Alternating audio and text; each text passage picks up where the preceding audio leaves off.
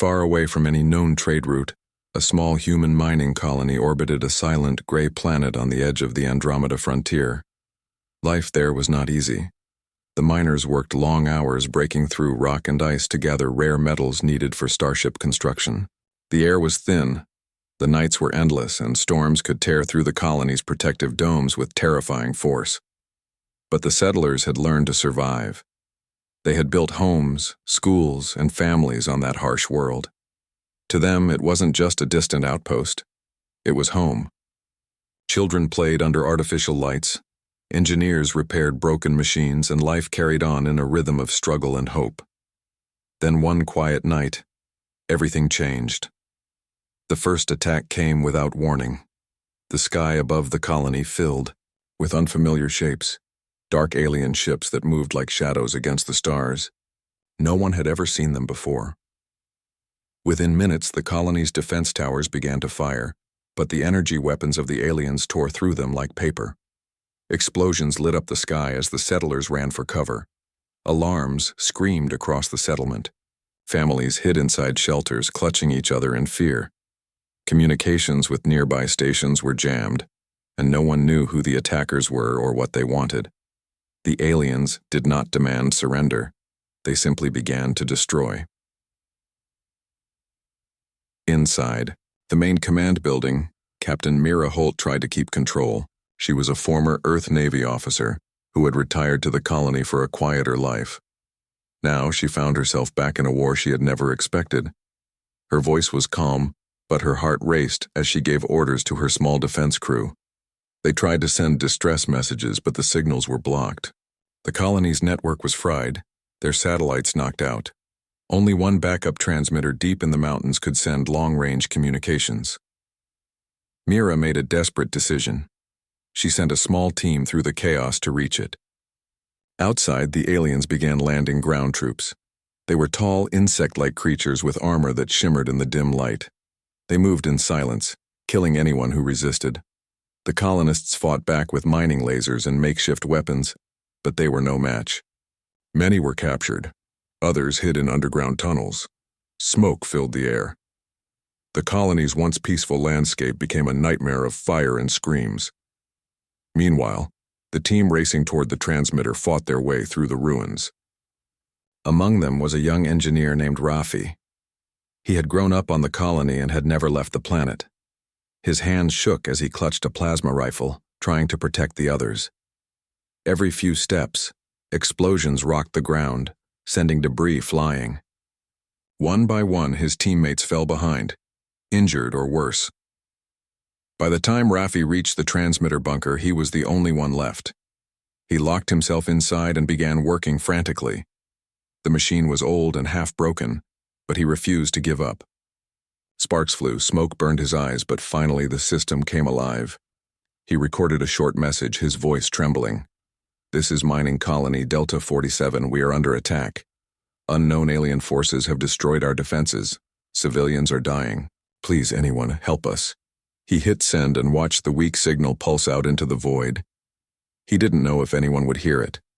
The galaxy was vast, and their tiny transmitter was barely functional. But it was all he could do. When he stepped outside, the night sky glowed red from fires burning across the horizon. The colony was dying. Weeks passed. The survivors hid in caves and abandoned tunnels. Food and oxygen began to run low. The aliens had taken over the surface, using the colony's remaining buildings as outposts. Some of the colonists whispered that help would never come. Others believed that Earth had forgotten them. Captain Mira refused to give up. She organized small resistance groups to gather supplies and keep hope alive. Every night they listened to the silence of their communication devices, praying to hear something, anything, in return. Light years away in the quiet observation deck of Earth's Deep Space Command, a lone technician named Darius Chen noticed something strange. It was late, most officers were asleep, and he was monitoring long-range communication logs. Suddenly, a faint pulse appeared on his screen, weak, distorted, and nearly unreadable. He adjusted the filters, enhanced the signal, and froze when he recognized the words, "Help us." The coordinates matched an unprotected colony on the Andromeda frontier. Darius called his superior officers immediately. The message was analyzed, confirmed, and forwarded up the chain of command. Within hours, the story reached the United Earth Defense Council. The recordings showed fragments of the attack, screams, and burning structures. It was undeniable.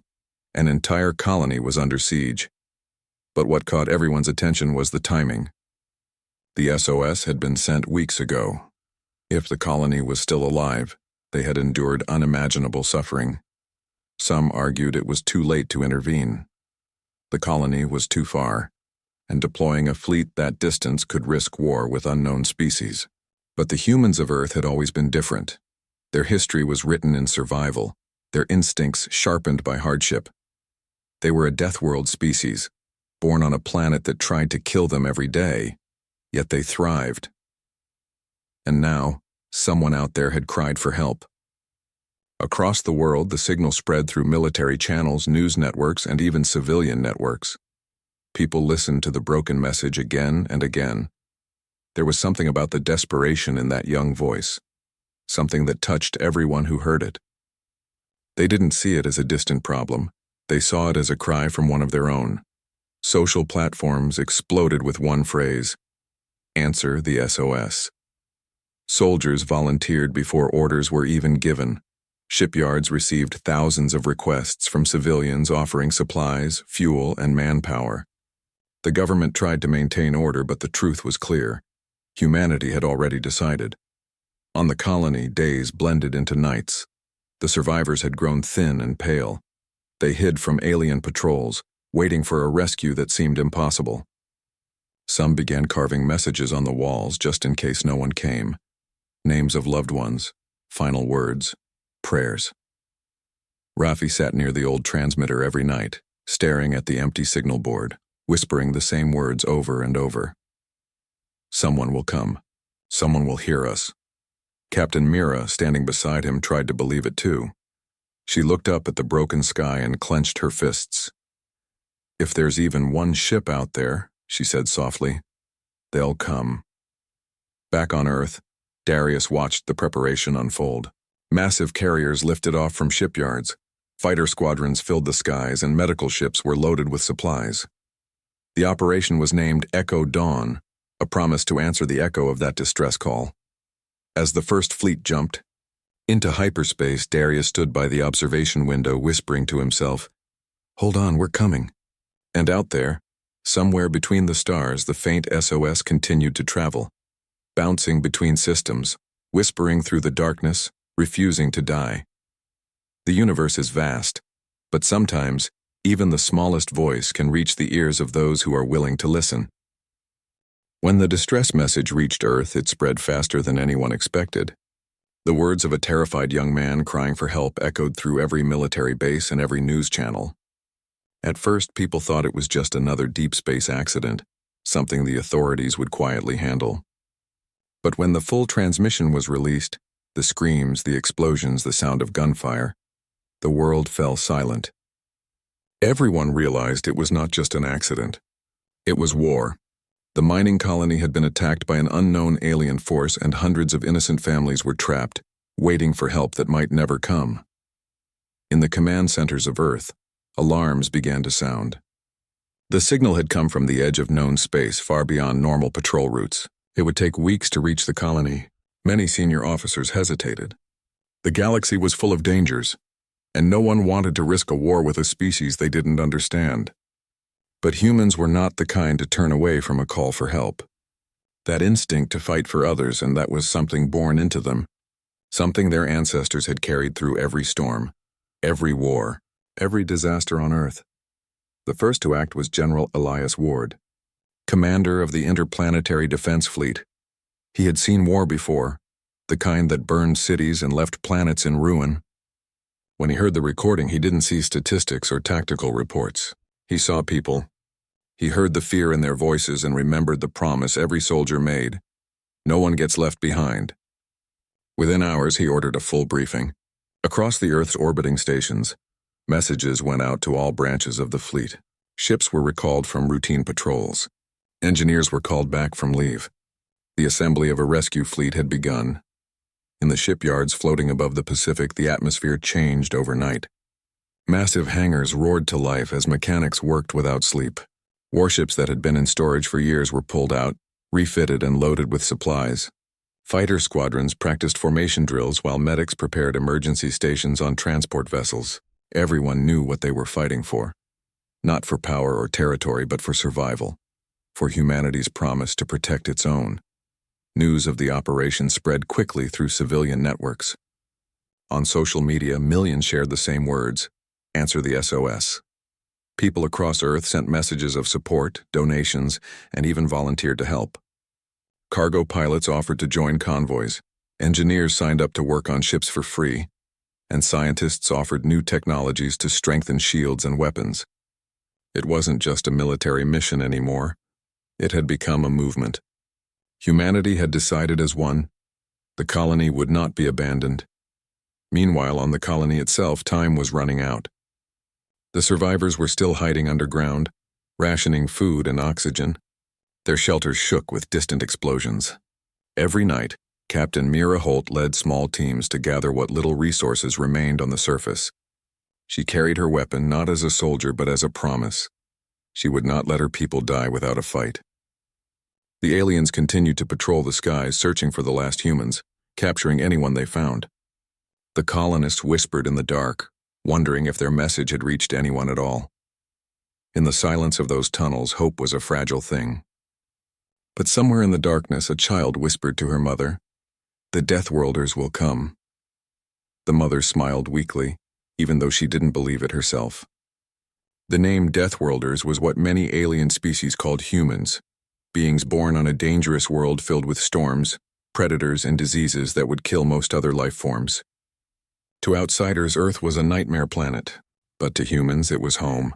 It had made them strong, adaptable, and fearless, and somewhere deep inside, that reputation was about to become a reality. Back on Earth, General Ward's fleet was nearly ready.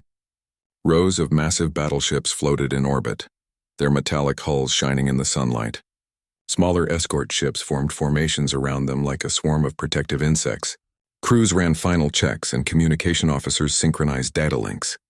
In the command center of the flagship Resolute, Ward stood in front of a large screen showing the location of the colony. The journey would take almost a month, even at hyperspeed. For many, that was a terrifying distance, too far to know what awaited them.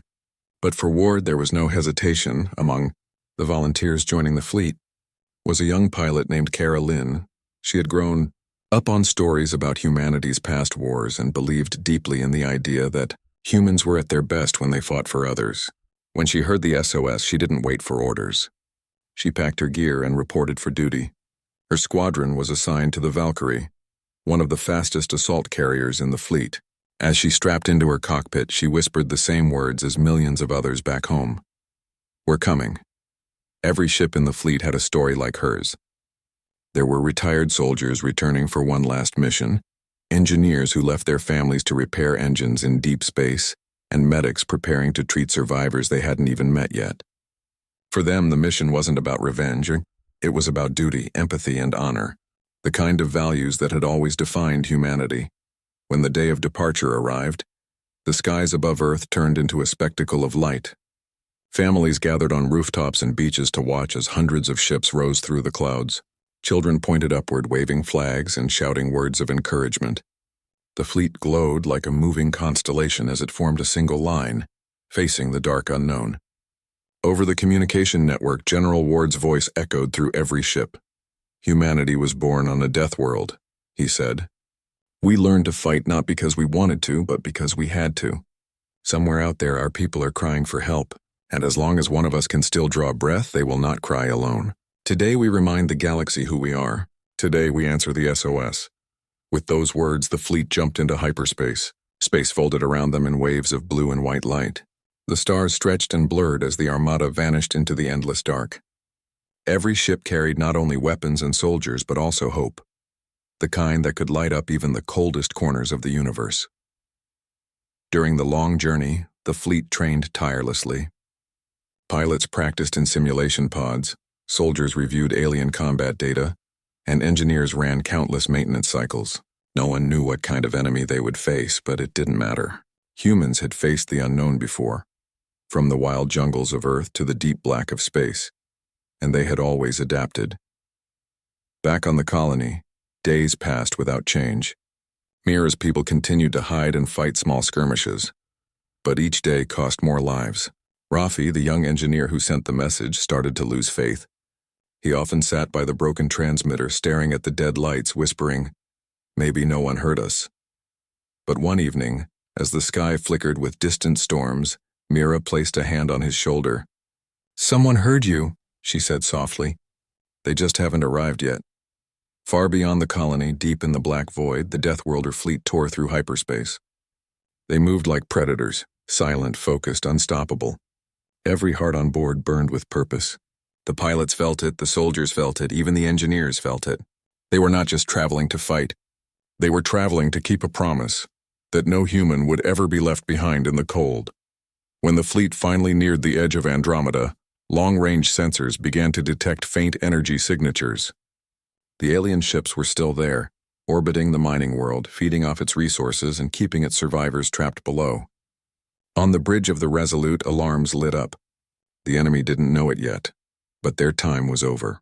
The humans had arrived armed for war, not because they loved to fight, but because they refused to let fear rule the stars.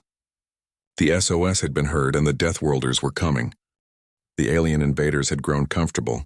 For weeks they had ruled the skies above the small human colony without resistance. Their ships floated like black clouds. Their soldiers roamed freely across the ruined settlements, and the remaining humans hid like ghosts underground. The aliens believed it was over. They thought humanity had abandoned the colony to die, just like so many weaker races they had crushed before. They were wrong. Far beyond their scanners in the dark ocean of space, something powerful was coming. Something born from the most dangerous world ever known. The Deathworlders were on their way. When the human fleet dropped out of hyperspace, the stars themselves seemed to tremble. One by one, colossal ships appeared from the blue distortion of light, forming a vast formation above the system's outer orbit. The flagship Resolute stood at the center, surrounded by battle cruisers, destroyers, and carriers brimming with weapons. For a moment, the fleet hung there in silence, scanning the battlefield ahead. The enemy ships were scattered near the mining planet, completely unaware that a full Deathworlder armada had arrived. Inside the command room of the Resolute, General Elias Ward stood tall, his eyes fixed on the holographic display. His officers worked quickly, analyzing enemy patterns and planetary readings. "They haven't detected us yet," said his tactical officer. Ward nodded slowly. "Good. Let's keep it that way for now." He knew surprise was their greatest weapon. Down below, in the mining colony's underground tunnels, Captain Mira Holt was leading a small scouting team. She didn't know about the fleet yet. All she could see was destruction. The aliens had turned the colony's once beautiful landscape into a field of ashes and wreckage. Her people were weak and hungry, but they refused to give up. As she crouched behind a broken wall, watching the alien patrols march past, she whispered into her old radio, "If anyone can hear this, we're still alive." There was only static in reply, up in orbit. The human fleet's communications officers suddenly noticed something faint on their receivers. A weak human signal coming from the planet's surface. The sound was broken, but it was enough. The colonists were alive. Ward's expression hardened. "We go in," he ordered. The room filled with tension. Pilots rushed to their ships and engineers armed every cannon. Across the fleet, red lights flashed and sirens echoed through the halls. The Deathworlders were ready. The alien armada finally noticed the disturbance when the first human ships broke stealth. Massive destroyers appeared from behind the planet's shadow, weapons glowing like fire. The aliens scrambled to react, but it was too late. Ward gave the order. "Fire!" The darkness of space exploded. Blinding beams of plasma and kinetic slugs tore through the alien formations. Their shields flared, cracked, and collapsed under the assault.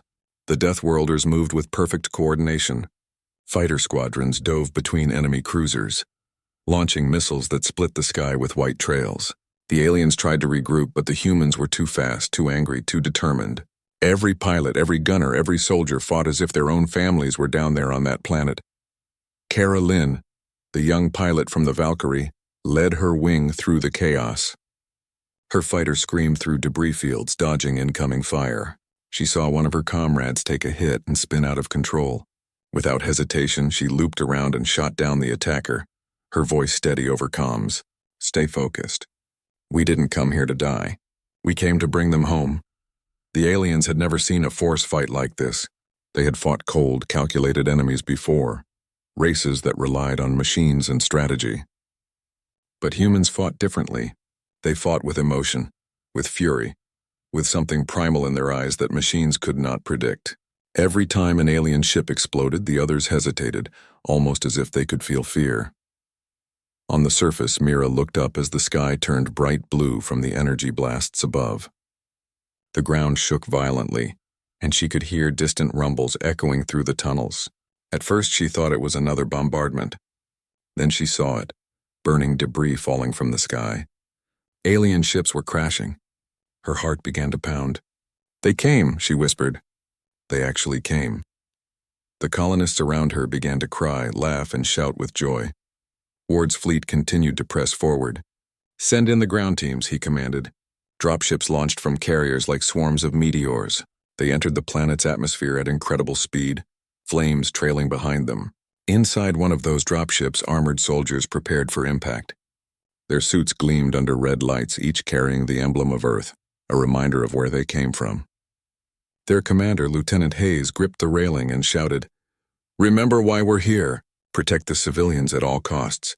The soldiers roared back, their voices echoing inside their helmets. The dropships hit the ground hard, dust and smoke rising as their doors blew open. The Deathworlders stormed out with weapons ready. The aliens tried to respond, but the humans moved like shadows, fast, precise, unstoppable. Every shot they fired was guided by training and rage. They rescued survivors, secured buildings, and pushed the invaders back step by step. Mira and her team emerged from the tunnels when they saw the human troops advancing. For a moment, she couldn't believe her eyes. Soldiers in heavy armor were waving to her, shouting, "You're safe now. We've got you." She ran forward, tears in her eyes. "We thought no one heard us," she said. The soldier smiled under his helmet. "We heard, all the way from home." The alien commanders tried to regroup. They called for reinforcements from their outer ships, sending in hundreds of fighters to swarm the human fleet. Ward's voice came over the comm, steady and cold. "Hold the line." His ships tightened formation, creating a wall of firepower. Every cannon fired in unison, and space itself seemed to burn. Even when human ships were hit, they refused to retreat. Damaged vessels rammed into enemy ships, sacrificing themselves to protect the others. It was brutal, chaotic, and glorious. From her cockpit, Kara Lynn saw the alien flagship trying to flee. "Not today," she muttered. She dived straight into enemy fire, locking her missiles on the flagship's engine core. The alarms in her fighter screamed, warning of incoming shots, but she didn't stop. "For the colony," she whispered and fired. The missiles hit dead center. The flagship erupted in a massive explosion, lighting up the entire battlefield. Kara's ship was caught in the blast and went spinning into darkness. For a few seconds, everything was silent. Then her emergency beacon blinked on. She was alive. On the ground, the last of the alien troops began retreating toward their remaining ships. The humans didn't chase them far. They had already won. The air smelled of smoke and ash, but above it, the sky was clearing. The Deathworlders had taken back the planet. Mira watched as one of the human soldiers planted a small flag in the dirt, the emblem of Earth, waving softly in the wind. In orbit, General Ward watched the final explosions fade away. The tactical officer turned to him. "Enemy fleet destroyed, sir." "The colony is secure." Ward didn't smile. He just nodded, his voice quiet but full of pride. "Then we did what we came to do." He turned to the communication console. "Send this message to all ships and to the survivors down there." Moments later, a calm voice echoed across every channel. "This is the United Earth Fleet. You sent an SOS, we heard you. Hold your ground. You are not alone." Down below, Mira and her people listened as the message played through their radios. Many of them fell to their knees, crying openly. Children hugged the soldiers who had come to rescue them. For the first time in weeks, laughter filled the air instead of fear. Above the planet, the Deathworlder fleet formed into a defensive pattern, keeping watch for any returning enemy forces. The stars were quiet again, but this time it was a different kind of silence, the silence that follows victory. The aliens had underestimated humanity, believing them to be just another weak species. What they found instead was a force born from struggle, united by compassion, and armed with the fury of survival. That day, across the galaxy, the story began to spread, of how a single SOS brought an entire species to war, of how the Deathworlders answered the call with fire and courage. For the colonists who lived through it, it was more than a rescue. It was proof that even in the darkest reaches of space, when hope seems lost, humanity will always rise. Because when you send a cry for help into the void, you never know who might be listening. And sometimes the ones who answer are the deadliest heroes of all. The war had started like a storm, and now it was spreading across every corner of the colony. The Deathworlders had arrived, and they were not holding back. The human fleet in orbit kept firing at alien reinforcements, while on the ground, soldiers moved through burning streets, fighting block by block to free every survivor. Smoke filled the air. The sound of explosions echoed through the valleys, and the once peaceful mining world had become a battlefield of fire and courage.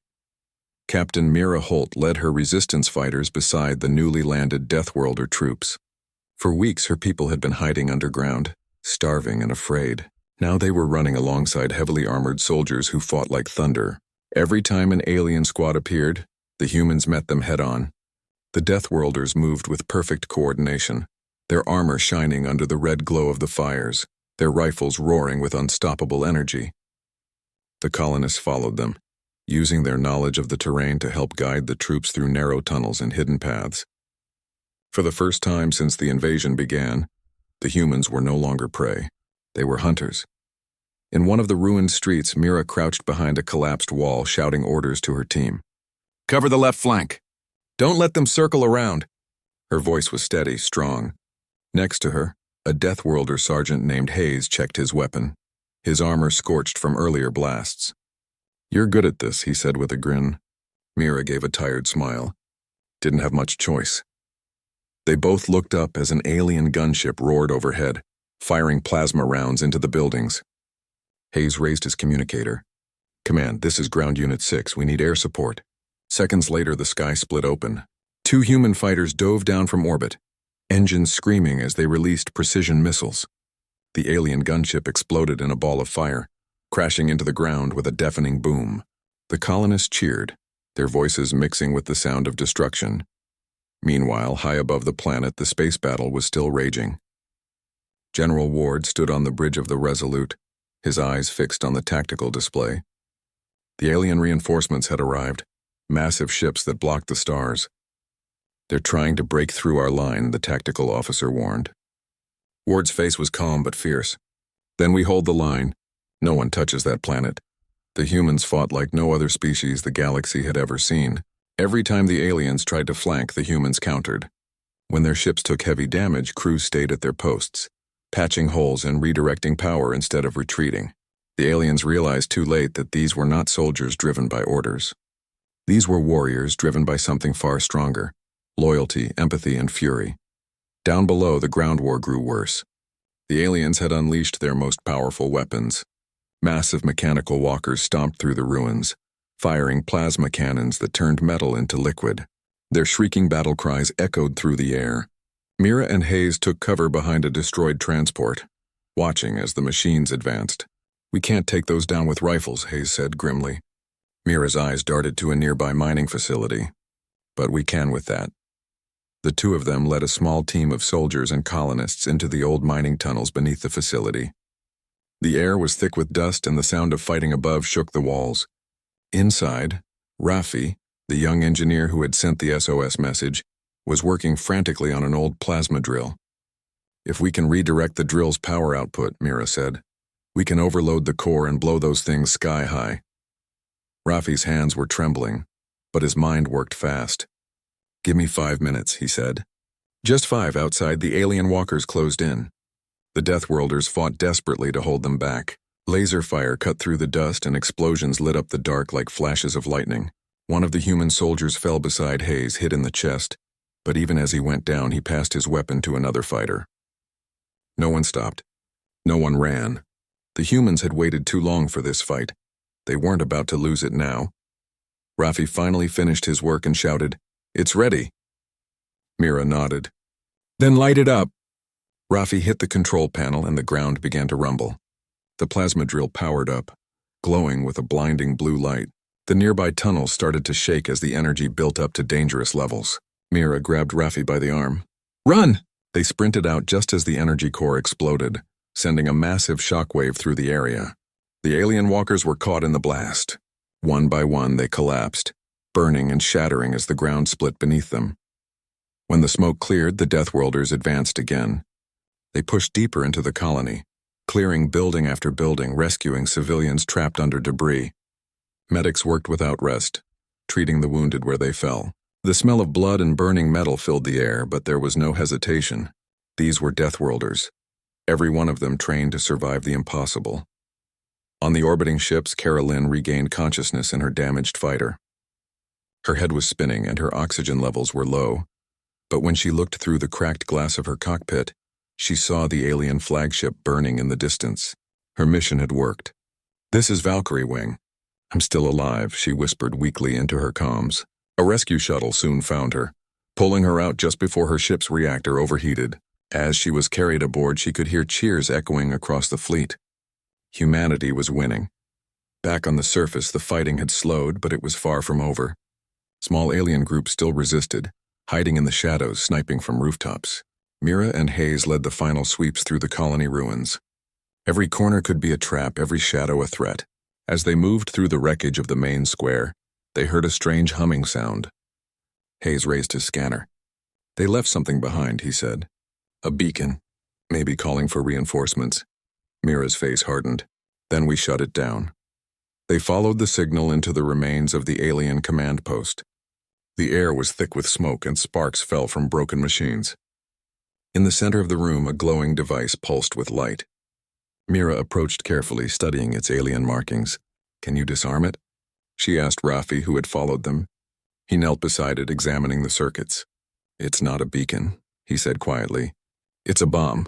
Before anyone could react, the device started to beep faster. Hayes shouted, "Get down!" The explosion rocked the entire building, throwing them backward. Debris rained from the ceiling and flames spread quickly. Mira's vision blurred as she crawled toward Rafi, who lay motionless beside the wreckage. "Rafi!" she shouted. He groaned weakly, blood running down his forehead. She pulled him to safety as Hayes dragged another injured soldier. The bomb had destroyed the remaining alien communication systems, but it had also trapped them inside. Outside, reinforcements arrived just in time. The Deathworlder soldiers blasted through the collapsed walls, helping Mira's team escape. As they stumbled into the open air, the rising sun broke through the smoke for the first time in weeks.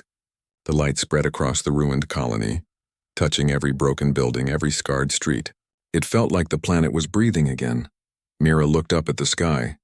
Dozens of human dropships were descending, carrying supplies, medics, and engineers. The alien threat was over. The survivors stood together, exhausted and trembling, watching as the last of the enemy ships tried to flee into orbit.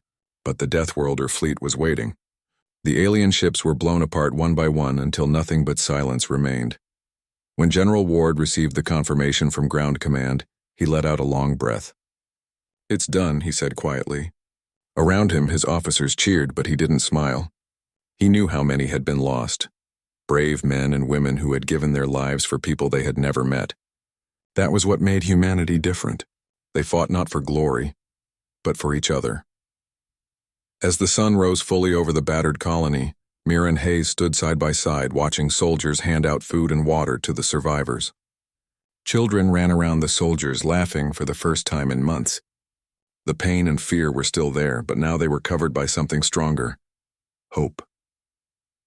Hayes turned to Mira and said softly, "We came for a rescue mission, but it turned into a war." Mira nodded, her eyes filled with tears. Maybe, but it was a war worth fighting. Far above them, the Deathworlder fleet began to realign, preparing for departure. Their mission was complete. The SOS had been answered. The world was saved. But deep in the hearts of everyone who had fought, one truth remained. The fight had changed them all. They had faced monsters, endured fire, and still chosen compassion over cruelty. The Deathworlders had proved something that day, that even the most dangerous species in the galaxy could be the most humane. And as the stars shone again over the quiet planet, one thought echoed in every survivor's heart. If they ever sent another call for help, they knew someone would answer. Always. Weeks passed since the battle ended. The colony that was once filled with screams, smoke, and fire now stood silent under a pale blue sky. The ruins still carried scars of war, broken walls, burnt vehicles, and craters scattered across the land. Yet, in the middle of all that destruction, life had started again. Children were playing among the rubble, people were rebuilding homes with whatever they could find, and laughter, weak but real, had returned. For the survivors, the nightmare was slowly turning into memory. Captain Mira Holt walked through the half-repaired colony square. Her uniform was torn and dusty, her arm still in a sling, but her eyes were calm. Every step reminded her of the people they had lost, friends who fought beside her, soldiers who didn't live to see the sun rise again. She stopped near the memorial being built at the center of the square. It was a tall metal structure made from parts of fallen ships and armor, engraved with the names of the dead. A group of children were painting flowers around it. Mira smiled faintly, though her heart was heavy. Nearby, Raffi sat on a crate fixing an old communication panel. His hand still trembled slightly from the injuries he suffered during the explosion, but his focus never broke. "You should rest," Mira said as she approached. Raffi grinned. "I'll rest when this thing works again. We need a proper link to the fleet. No way I'm missing their goodbye." Mira sat beside him, watching as the repaired wires sparked with life. "You saved a lot of people that day," she said softly. Raffi shrugged, looking embarrassed. "Just did what I could. You were the one leading us." Mira shook her head. "We all did it together." The Deathworlder fleet was still orbiting above, their massive ships shining like silver in the sunlight. They had stayed longer than expected, not for war this time, but to help.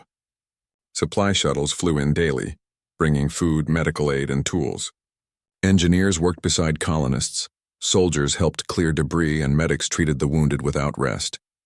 The Deathworlders were known across the galaxy for their power and ferocity, but now everyone saw a different side, the side that built instead of destroyed. General Ward had been overseeing the operations from orbit, but today he came down to the surface. He walked through the colony with quiet pride. Wherever he went, people saluted or smiled at him. But Ward didn't care for recognition. He cared about the people who survived. When he reached the memorial site, Mira greeted him. "General," she said, standing straight. He nodded. "Captain Holt, you did well." His voice was deep but kind. "Your leadership helped save this colony. Earth will remember that." Mira looked away, her eyes fixed on the memorial. "We did what we had to do. The real heroes are the ones whose names are on that wall." Ward's expression softened. "That's what makes you one of them." He paused, then added, "We'll be leaving soon. The fleet is being called to another system. There's trouble brewing again." Mira frowned slightly. "Another SOS?" Ward gave a tired smile. "Something like that. The galaxy never stays quiet for long." As the day passed, the colonists gathered to hold a farewell ceremony for the Deathworlders. The square was filled with people, men, women, and children standing beside armored soldiers who had once looked terrifying, but were now part of their lives. A large holographic screen showed live footage of the fleet above, glimmering against the stars. The sound of wind carried faint music made from salvaged instruments. It wasn't perfect, but it was honest. When Mira stepped up to speak, everyone grew silent. Her voice trembled at first, but then it grew strong.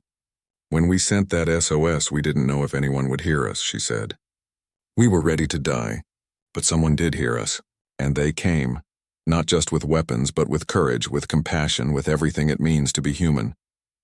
Her eyes swept across the crowd, stopping on the soldiers standing proudly in their dark armor. "You didn't come here for rewards or glory. You came because you cared, and because of that we live." There was quiet for a long moment, then applause broke out. Some people cried, some smiled, and even the hardened Deathworlder veterans wiped their eyes. Hayes, the sergeant who had fought beside Mira, gave her a small nod. "You made them believe again," he said quietly. Mira turned to him. "We all did."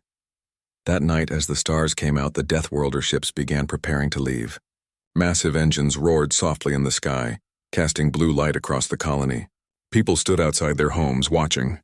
For many, it was like saying goodbye to protectors, to family. Children waved glowing sticks, shouting, "Thank you," toward the heavens. In the command center, General Ward stood beside Mira, Raffi, and Hayes. The final transmission from the colony to the fleet was ready. Ward spoke first. "This is General Ward of the Deathworlder fleet. To the people of New Arcadia, it was an honor to fight for you. You are survivors and you are not alone." Then he turned to Mira. "Would you like to say something?" Mira leaned toward the microphone. "To all Deathworlders, thank you. You didn't just save us, you reminded us who we are." Her voice cracked slightly. But she continued, "Wherever you go next, remember that this world will never forget you." The signal was sent, and moments later the ships began to move. The fleet's formation shifted slowly, like a dance of light in the dark. The flagship Resolute took the lead, followed by dozens of smaller cruisers and carriers. Engines flared, and one by one they entered faster than light travel, vanishing into the stars. The sky grew quiet again, but the colony still glowed with the reflection of their departure. Raffi looked up, his voice soft. "Think they'll ever come back?" Mira smiled faintly. "Maybe. But if they don't, it's because someone else needs them more." Hayes crossed his arms. "Those guys never stop. That's what makes them Deathworlders." As the days turned into months, the colony slowly became whole again. New farms grew where battlefields once stood. Buildings rose from the ruins, stronger and better than before. The people worked together, united by what they had survived. Children learned in classrooms again, teachers spoke of the heroes who came from the stars, and a small museum opened, filled with broken weapons, armor pieces, and photos from the battle. It was a reminder of the day humanity answered a cry for help. Mira often visited the museum in her free time. She would stand in front of a large photograph, one showing her team and the Deathworlder soldiers standing together after the battle. Everyone looked tired but proud. She could still remember the smell of smoke, the heat of the fires, and the sound of distant explosions. But more than that, she remembered the faces, the courage in their eyes, the unspoken promise that humanity would never turn its back on anyone in need. One evening, as the sun set behind the hills, Mira climbed to the top of a ridge overlooking the colony. The wind was soft, carrying the scent of rain. In the distance, the new building shimmered in the golden light. For a long time, she stood there in silence, thinking of everything that had happened, the fear, the loss, the hope. She whispered quietly, "We made it." Behind her, footsteps approached. It was Raffi carrying a small device. "I picked up something strange on the receiver," he said with a grin. "Want to hear it?" Mira raised an eyebrow. "If it's another distress call, don't tell me." Raffi laughed. "Not this time." He pressed a button and a faint message crackled through the speaker, an encrypted signal from deep space. It was the voice of a Deathworlder pilot, calm and steady. "To any who can hear this, remember, when the dark comes again, look to the stars. We will be there." Mira felt a lump in her throat. The message repeated once, then faded into static. She looked up at the night sky, where countless stars shimmered like tiny flames. Somewhere out there, the Deathworlders were answering another call, fighting another hopeless battle, giving hope to someone else. She smiled, a tear sliding down her cheek. "Good luck out there," she whispered. Raffi stood beside her, silent, sharing the moment. Below them, the colony lights began to shine brighter one by one, like small stars scattered across the ground. The people of New Arcadia no longer looked to the sky with fear. They looked with pride. They knew they had survived the worst, and that if the darkness ever returned, they wouldn't face it alone, because somewhere among the stars, there were those who had once answered their SOS, the Deathworlders who came armed for war but stayed for humanity. And as long as they existed, there would always be hope.